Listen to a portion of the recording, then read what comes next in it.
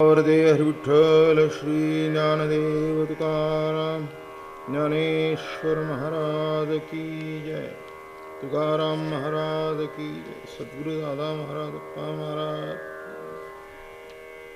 कृष्णमूर्ती होय गे कळो आली सोय गे।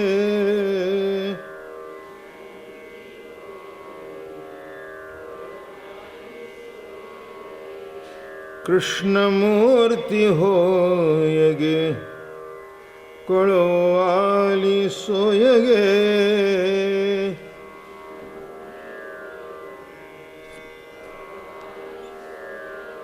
प्राणाचाही प्राण पाहता सुख सांगू काय गे।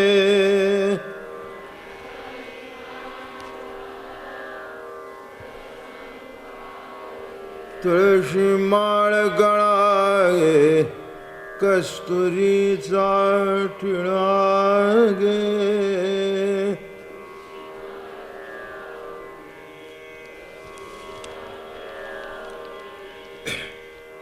अर्धांगी रुक्मिणी विंजणे वारिती गोपी बाळा गोपी बाळा गे। तुळशी माळ गळागे कस्तुरीचा टिळा गे।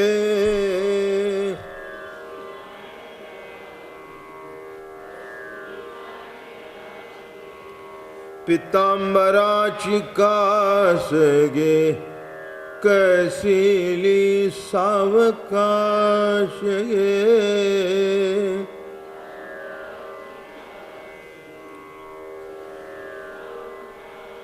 नारद तुंबर गायन करीती पुढे निजदास गे। तुळशी माळ गळागे कस्तुरीचा टिळा गे।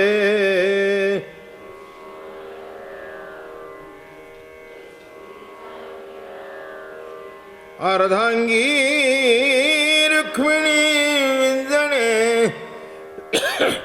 वारिती गोपी बाळा गे।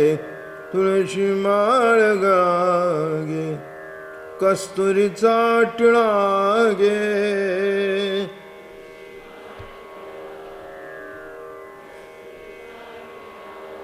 भक्त कृपेची माय गे ओळखू आली विठाई गे।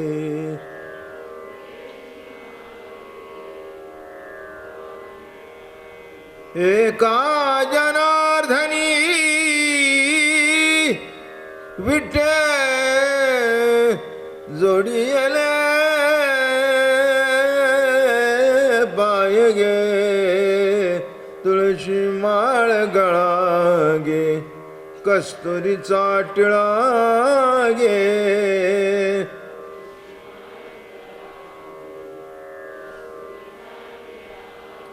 कुंडलिका वरदे हरी विठ्ठल श्री ज्ञानदेव तुकाराम ज्ञानेश्वर महाराज तुकाराम महाराज सद्गुरु दादा महाराज अप्पा महाराज।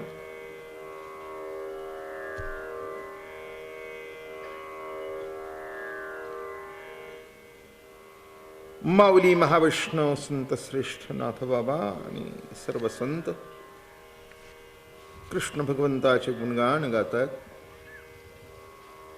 सगुण चरित्रे परम पवित्रे सादर वर्णावी जेणे सत्वर मूर्ती अंतरी ठसावे। श्रीहरीची ऐशी कीर्तन मर्यादा या संताचे घरची। काय वर्णन करावं काय सांगावं असा एक दंडक आहे। इथे काही कुणी अगदी वेदशास्त्र संपन्न किंवा कोणी ज्ञाते किंवा विद्वान अशी मंडळी नाही आहे। सर्वसामान्य माणसाला काय पटेल काय रुचेल तो परमार्थाकडे कसा वळला जाईल, परमार्थाची आवड त्याच्यात कशी रुजली जाईल, कशी वाढली जाईल यशाकरता सगुण चरित्र, सगुण गुणा, लीला वर्णन करणं भगवंताचं हे अलौकिक आहे. आणि हे व्यासांना कळल्यामुळेच भागवत कथा निर्माण झाली. त्यांना सुद्धा कळलं की 4 वेद 6 शास्त्र ज्ञान मोठं आहे. कुठे कळतं? कुणाला कळतो अजातवादन, आरंभवादन, परिणामवादन, विवर्तन, अध्यासन, आरोप? किती जणांना कळतो? किंबहुना सांगणाऱ्याला तरी नीट कळतो की नाही कुणाला माहिती. बरं का? तेव्हा असा हा जो काही भाग आहे. आणि कृष्ण चरित्र का लोकप्रिय झालं? भगवंताच्या चरित्रामध्ये लीला आहेत, खोड्या आहेत, कर्तृत्व आहे, नेतृत्व आहे, भोक्तृत्व आहे. बरं का? हो, शृंगार आहे, शांतरस आहे, वीररस आहे. आणि म्हणून तो रसरूप भगवान आहे. रसरूप भगवान आहे. आणि रसरूप भगवान असल्या कारणाने तो रास क्रीडा करू शकला. हे लक्षात येणं महत्वाचं आहे. राजा परीक्षितेला 7 दिवसात उद्धार व्हावा म्हणून सांगितलेला भाग आहे, नाही का? राजा परीक्षितीच्या राज्यामध्ये कली येऊ शकत नव्हता, त्याला प्रवेश नव्हता. परीक्षिती काही साधा होता का? जन्माला आल्याबरोबर परीक्षण करू लागला की ज्याला मी पोटात बघत होतो तो बाहेर कुठे दिसतो. हे कृष्ण परमात्म्याने त्याचं रक्षण केलं ना, बरं का? उदरामध्ये कृष्ण परमात्म्याने रक्षण केल्या कारणाने जन्माला आल्याबरोबर तो असा बघू लागला, परीक्षण करू लागला. म्हणून त्याचं नाव परीक्षिती राजा पडलं. धर्मात्मा होता, मोठ्या कुळामध्ये त्याचा जन्म झाला होता असा हा राजा परीक्षिती. आणि बघण्यासारखं कौतुक आहे, विशेष आहे, अलौकिक आहे. कली तिथे कसा येऊ शकतो? मग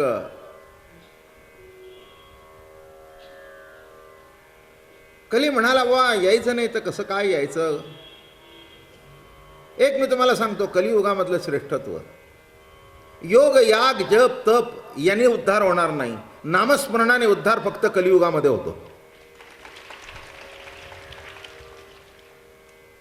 कलियुगी सुगम साधन नलगे योग, याग, त्याग, दान, निर्लज्ज करिता हरि कीर्तन, चारिणी मुक्ती चरण वंदिती.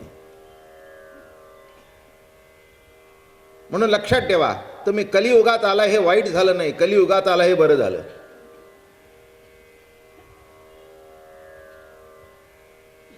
बरं का? हो,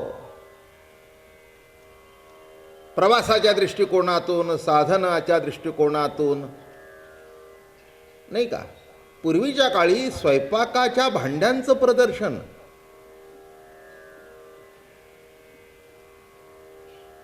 ही कल्पना सुद्धा म्हणजे तुमच्या कल्पनेच्या पलीकडचा विषय आहे. एखाद्या म्हाताऱ्या बाईला सांगितलं होतं, चल बाई म्हणली स्वयंपाकाची भांड्या का? म्हणली काय त्याच्यात बघायचं? एक तवा, एक झारा, एक कालवणा करता तवा, एक कढई, टोपाचा सेट, झालं मोठी परात, संपलं. बरं, वाटण्याकरता पाटा, कुटण्याकरता खलबत्ता, मिक्सर बिक्सर काही नाही. आज काय प्रदर्शन स्वयंपाकाचं? वस्तूचंच प्रदर्शन असतं. तितकी रुची आहे की नाही मला माहिती नाही. काय असेल सुद्धा, नावं कशाला ठेवू मी, नाही असं काही मी म्हणत. पण ते वाटण घाटण पुष्वी किती फार एक अलौकिक होतं. मग तिथेच अशा सुधारणा झाल्या, तसं कलियुगामध्ये ही सुधारणा व्हायला नको का? मोक्ष सुद्धा झटकन भेटायला पाहिजे. दिल्लीला जायचं असेल तर दिवस लागत होते, महिना लागत होता. आज 1.5 तासात टच, नाही का? मग 1.5 तासात माणूस दिल्लीहून येतो, 1 दिवसात परदेशात जाऊन परत येतो. मग मग कलियुगामध्ये भक्तीचं साधन सुद्धा तसंच पाहिजे. म्हणून तो कलियुगात तुम्ही जन्माला आला हे काही वाईट नाही आहे, फार चांगली गोष्ट आहे. नाहीतर सगळी योग याग जप तप ध्यान धारणा करता करता मरून गेला असता. आलं का लक्षात? हो, त्या कर्मकांडामध्ये तुम्ही सापडला असता म्हणजे फार मोठं अवघड गेलं असतं. इतकं काही सोपं नाही आहे. आमच्या गुरुजींना विचारा. आलं का लक्षात? कर्मकांड काही इतकं सोपं आहे का? फार अवघड आहे, फार अवघड आहे. म्हणून कर्मकांड करणारे गुरुजी सारखे नखाबोटावर मोजणे इतके. बाकींना नकोच आहे ना, अवघडच ना. अहो जरा जर कुठे चुकलं तर पाप. मग हे नसतं पाप कोण डोक्यावर घेतो? त्यापेक्षा कलियुगी सुगम साधन नलगे योग याग त्याग दान निर्लज्ज करिता हरि कीर्तन आणि चारी मुक्ती चरण वंदिती. मग तो कली म्हणाला, बाबा ठीक आहे, पण आम्हाला राहायला काहीतरी जागा तरी असू द्या कुठेतरी. राजमहाल नको, निदान झोपडपट्टी तरी. ते म्हणे तुला 4 ठिकाणं देतो. बार, मदिराघर, वेश्याघर, कसाई, खाटकाचं घर आणि जुगाराचा अड्डा. म्हणून या 4 ठिकाणी जाताना विचार करून जा. तुम्ही जात नसालच म्हणून इथे येत आहे. तेव्हा कुणी जर जात असेल तर कलियुगामध्ये फक्त या 4 ठिकाणीच कली असतो. मग तो कली म्हणाला, अजून एक स्थान मला द्या. ते म्हणाले, ठीक आहे, जिथे सोनं आहे तिथे तू जा. पुढचं ऐकून घ्या, महत्वाचं आहे. मग सोन्यात जर कली आहे तर देवाच्या डोक्यावर मुकुट सोन्याचा कसा? याचा अर्थ तिथे असा आहे की वाम मार्गाने जी संपत्ती आली तिथे कली आहे. अर्थ कळला का? कली कुठे आहे? आता मला सांगा, विभूती योगामध्ये 10व्या अध्यायामध्ये सर्व धातूमध्ये सोनं मी आहे असं सांगितलंय. मग सोनं जर मी आहे तर कली तिथे कसा असेल? पण कोणच्या याच्यात कली आहे? मी मागेही सांगितलंय की वाम मार्गाने येतो तो पैसा आणि सन्मार्गाने येते ती लक्ष्मी. माझं बोलणं कळलं का? हो, साधं सरळ गणित आहे. एखादी गोष्ट जर चुकीच्या मार्गाने आली, भ्रष्टाचाराच्या माध्यमातून आलं तर तो पैसा आहे, ते पाप आहे. पण एरवी लक्ष्मी पूजन आपल्याकडे आहेच आहे. म्हणून लक्षात ठेवा, जेव्हा त्यांनी सांगितलं की जिथे सोनं आहे तिथे कली आहे, त्याचा अर्थ असा आहे की जिथे वाम मार्गाने आलं तिथे ते आहे. नाही तर सुवर्ण ही सुद्धा विभूती आहेच. आपल्या प्रत्येक बाईच्या गळ्यामध्ये मंगलसूत्राचा मणी हा सोन्याचा असतोच. आणि आपण बोलतो सुद्धा अगदी सोन्यासारखं बरं का. म्हणून अर्थ नीट लक्षात घ्या, म्हणजे त्याचा काहीतरी उलटसुलट अर्थ होणार नाही. म्हणून कलियुगामध्ये मग काय करावं? कलियुगी करावे हरीचे चिंतन. आणि ते हरीचं चिंतन करता करता करता करता त्याच्यामध्ये कृष्ण लीला ऐकावी, भगवंताची लीला ऐकावी आणि त्यातल्या त्यात सर्वश्रेष्ठ रासलीला बरं का. हो, रासलीला म्हणजे समर्पण लीला. आपलं सर्वस्व त्या भगवंताला अर्पण करणं नामे रासलीला. ह्या सुद्धा गोष्टी समजणं आवश्यक आहे. काय समर्पण? का समर्पित जीवन झाल्याशिवाय बाई आई होत नाही. तसं देवाला समर्पण सर्वस्व केल्याशिवाय देहप्रतीती, जीवप्रतीती, सर्व त्याला समर्पित केल्याशिवाय तिथे रास घडत नाही. प्रेमातून रास घडते बरं का. अलौकिक आहे हा प्रेम स्वरूप भगवान आहे. रसरूप भगवान आहे. बरं का, रासेमध्ये रती 3 प्रकारचा आहे. सामान्य रती, मध्यम रती आणि समर्थारती. किती प्रकारचा रती आहे? लेख लक्षात ठेवा, रती शब्द वापरला म्हणजे वाईट अर्थाने काढू नका. जिथे संयोग आहे तिथे रती आहे, जिथे मिलन आहे तिथे रती आहे, नाही का? ते योग्य जर मिलन घडलं तर परिणाम चांगला, अयोग्य घडलं तर परिणाम चांगला नाही. इथे सुद्धा माझ्या आवाजाचा याच्यावर स्पर्श होतोय, त्याचा परिणाम जर चांगला असेल तर तुमच्याकडे चांगला आवाज येईल, नाही तर येणार नाही. नाही तर मला सांगावं लागेल काहीतरी तुझं बिघडलंय रे बाबा. संयोग, नाही का? सामान्य रती म्हणजे काय?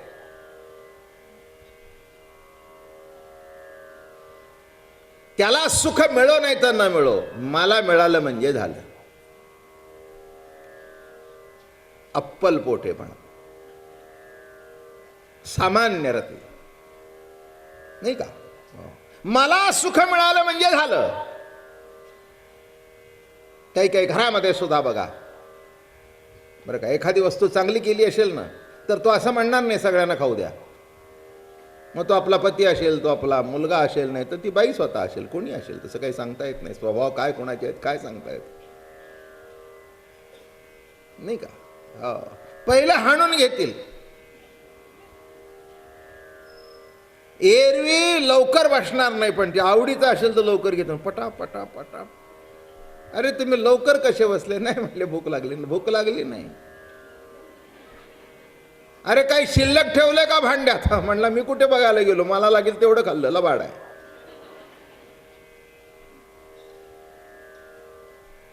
नाही का? नवऱ्याचा सदरा फाटलेला का असे ना, पण मला आता मंगळागौरीला साडी पाहिजेच. तुमची पॅन्ट फाटली तरी हरकत, पण मला पाहिजे. देह सुखामध्ये एकमेकाची आवड बघणं नाही, मला भोग पाहिजे. लक्षात ठेवा, रती घडतो पण तो सामान्य रती आहे. मध्यम रती, त्यालाही सुख असावं मलाही सुख असावं. मध्यम रती. बोनस आल्याबरोबर मग बायको म्हणाली, अहो तुमच्या सध्या पॅन्ट जरा खराब झाल्यात, त्याच वापरता, 2 नवीन करा. नाही ग, आलं का लक्षात? तसं काही नाही, मी करतो, तुलाही साडी घेतो, मुलांनाही घेतो. मध्यम रती, सर्व सुखी असावेत. तोही सुखी, मीही सुखी, मुलं बाळही सुखी, नवराही सुखी, बायकोही सुखी. नाही का? ही तारेवरची कसरत बायकांना करावी लागते बरं का जेवणाच्या टायमाला. सर्वांना आवडेल असं काय? मोठं असतं. मग याला आवडेल ते, त्याला आवडेल ते, त्याला आवडेल ते, आणि सगळे पोटभर जेवले की काय झालं? म्हणून सगळ्यांना समानतेने सुख मिळणं हा मध्यम रती. बघा पुन्हा सांगतो, मीच सुखी व्हावा सामान्य रती, आम्ही सुखी व्हावं हा मध्यम रती, आणि मला नाही मिळालं ती हरकत नाही, पण तोच सुखी असावा समर्थारती. काय सांगितलं मी? समर्थारती. आणि एखादी माऊली नाही, पुष्कळ घरामध्ये अशा माऊली असतातच बरं का. हो, एक बाई जवळजवळ नाही म्हटलं तरी 99% स्त्रिया अशा असतात. अपवाद एखादा आहे म्हणून धरलं, नाही का. मुलं बाळं येतात घरी, कामाला सकाळी जातात, कुठेतरी हॉटेलमध्ये खातात, संध्याकाळी येतात आणि एखाद्या दिवशी इतकी आडवा हात मारतात. मुलं बाहेर डायनिंग टेबलला बसलेले असतात, भांडी आतमध्ये असतात, मग ती येते वाढते, ती येते वाढते, ती येते वाढते. मग नवरा म्हणतो, अगं काय आम्हालाच वाढतेस, तुला काय शिल्लक आहे? हो भरपूर आहे. भरपूर आहे. आणि मग सगळे जेवणं बिवणं झाली, मग नवरा हात धुवायला येतो आतमध्ये, बघतो तर भांड्यात काहीच नाही. अगं म्हणाला, काय तुझं आहे वा, इतकं वाढलं काही शिल्लक ठेवलं नाही. मग ती म्हणाली, अहो राहू द्या, माझं काय, मी कुठे जाते कामधंद्याला. आज किती दिवसांनी तरी मुलं बाळांन तुम्ही आनंदाने जेवला. खरं सांगू का, मला नाही जेवायला मिळालं तरी हरकत नाही, पण तुम्ही पोटभर जेवलात ना, हे बघून माझं पोट भरलं. समर्थारती, समर्थारती. दुसऱ्याच्या आनंदामध्ये आपण आनंद मानणं, ओरबडून घेणं नाही. मी सुखी, तसं लक्षात ठेवा. खरं प्रेम जिथे असतं तिथेच समर्थारती घडतो, नाहीतर हे ऑर्डिनरी चालूच आहे.